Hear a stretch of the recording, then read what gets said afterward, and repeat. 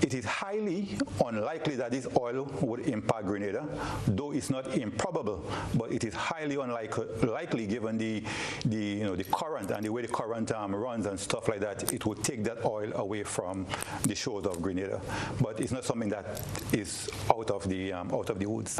In terms of the distance, my last information that I would have received was 64 nautical miles from Point Saline. Okay. So it is not that close to Point Saline as you maybe you would have heard, and the curvature or the pattern, the current, it will take it away from Grenada in a northwesterly direction. Mm-hmm. Yes. That was Inspector Dexter Roberts, Operations Officer of the Grenada Coast Guard.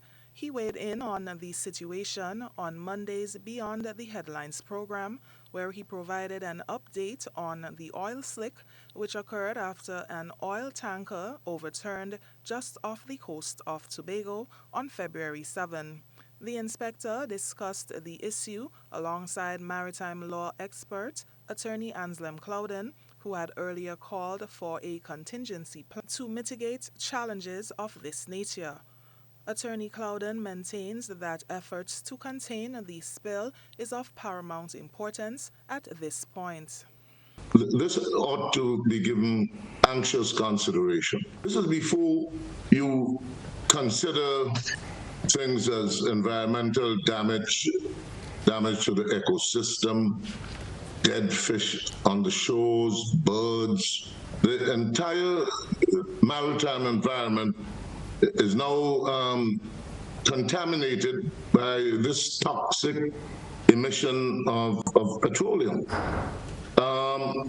So that those things would have to be assessed as you go along. The Grenada Coast Guard is responsible for initial response to these types of occurrences.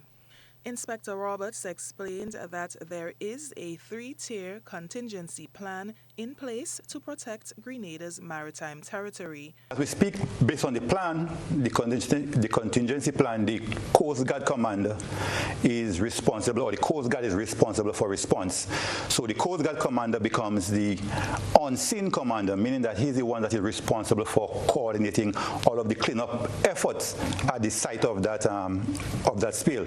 Right? His responsibilities do not only lie with the cleanup, but in terms of getting resources that are needed, because on island we do not have all the resources that we would need in case we have a major oil spill, and that is where we have a regional effort would come in eventually in case we do have a major spill.